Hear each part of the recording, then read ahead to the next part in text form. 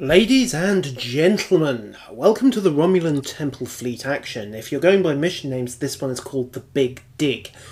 Either way, it becomes available at about level 30, so by the time you're a captain, this starts coming into your rotation if you're in the mood for a little bit of ground action. The plot of the mission is fairly simple. The USS Phlox was conducting an archaeological expedition to this planet. They'd focused in on the temple as a point of interest, and then the Riantsu crashed the party.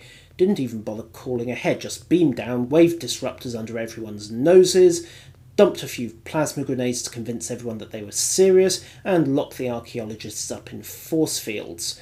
Needless to say, Starfleet is rather miffed. You and your fellow captains have been sent in to, amongst other things, rescue the archaeologists, evict the Romulans, and figure out what on earth was going on.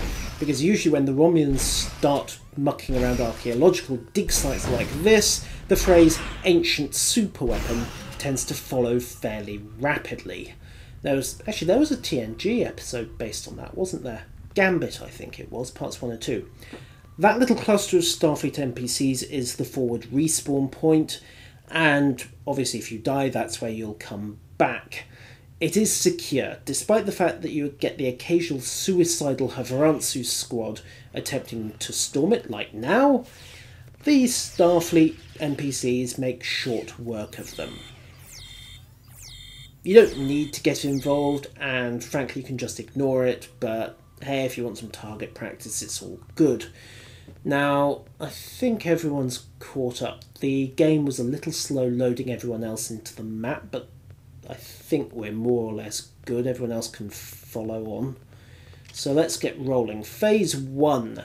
You have 16 archaeologists who need rescuing, or if you're Klingon, you have, I believe it's 14 archaeologists in need of rescuing.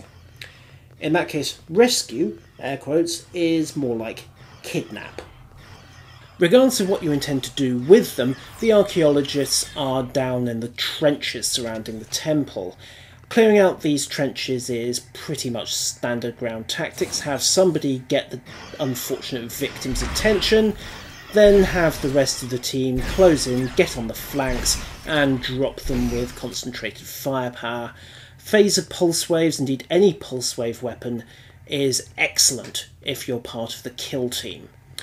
Now then, yellow force field, archaeologists stuck in there, and that console style thing is the force field generators. Take a note of these, we'll be coming back for them in phase 2. For the moment, however, all we're interested in is getting rid of the force fields so that the archaeologists can be beamed out, and obviously killing anyone who gets in the way. As a side note for medics, because this is a Romulan and Riemann focused mission, there is an awful lot of plasma fire flying about. Teammates are going to end up doing the Bernie dance. It's nice if they do get heals and if you're keeping an eye on them. Everyone else, assume that your medic won't be, or will be on cooldown, or will be otherwise distracted, and just keep a stash of hypos handy. It will save you much pain, and quite possibly an injury or two if you are somehow doing this on Elite. Now, we're more or less done for phase 1. So I'm just going to skip this video forward because frankly watching us clear out the next 14 of these archaeologists really isn't worth the time. Archaeologist number 16. Note the plant to the right, by the way. Those are dotted around the map. There are 4 of them, and if you're Federation there is occasionally a daily mission that will give you a reward for scanning them. It doesn't always pop up, and I didn't have it this time, but be aware if you're going to do this mission, double check what's available from Admiral Yanishev. Now then, let's get this chap out of his field. Oh dear, someone's jumped the gun. Yeah.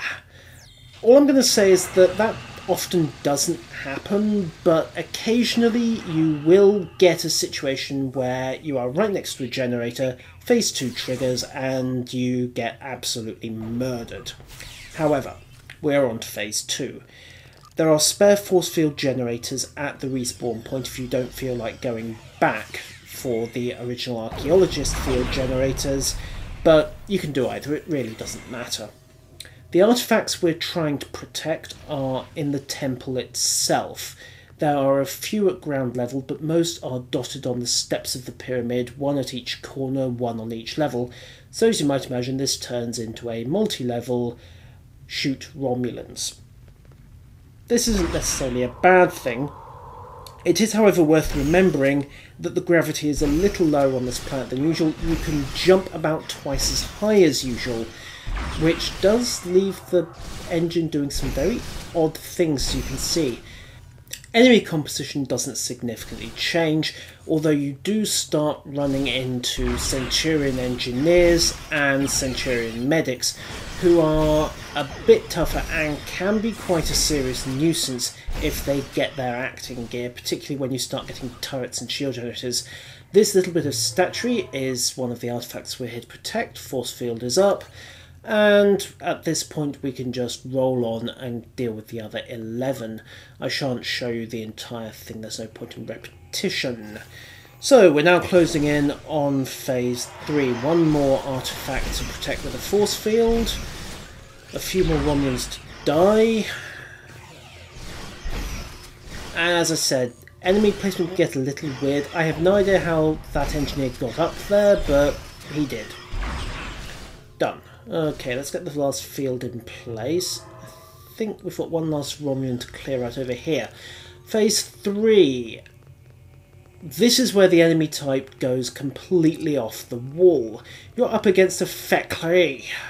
For those of you who aren't familiar with the lore of the game, basically they opened a portal to Klingon hell. And whilst you have these little mites who are really just a nuisance, you also have some Romulan captains and this dude. Ladies and gentlemen, I give you the Fek'lri Demon. If you haven't played the Klingon story arcs, this will be your first and thus far, I believe, only encounter with the Fek'lri. Let's just say you don't want to get into melee with this chap and leave it at that. That axe really hurts, and being melee, it tends to go straight through your shields. In addition, that red burny stuff, yeah, it burns. It burns quite badly, in fact, as you can see. Now, obviously hypos will offset things to a degree, but if you are clumsy, that happens. Fortunately, the respawn point is just down the stairs, and provided you can keep someone in contact with him and stop him disengaging and resetting, zerging him is a perfectly viable, if rather inelegant, tactic. So that is what we are going to do. Pile on back up the stairs and commence with the standard issue chipping away at health pool. It's standard pulse wave stuff really. Get close, get on the flanks, cut into aim mode if you have the option and he's not actively aiming at you. And if I actually had an exploit weapon handy, I'd have switched and taken advantage of it by now, but someone else will have to get the shot in. He's got rather a lot of health. Obviously this is going to level scale, but suffice it to say that he's going to absorb a respectable amount of punishment regardless.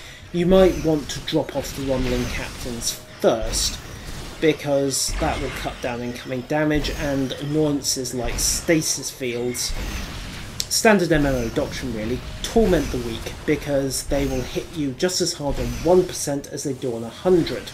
Now this guy is going down, but really we need the biggest gun we can get to bring him down. Ladies and gentlemen, orbital barrage. The engineering department is good for something. And that brings us to the conclusion of the Romulan Temple fleet action. Ladies and gentlemen, until next time.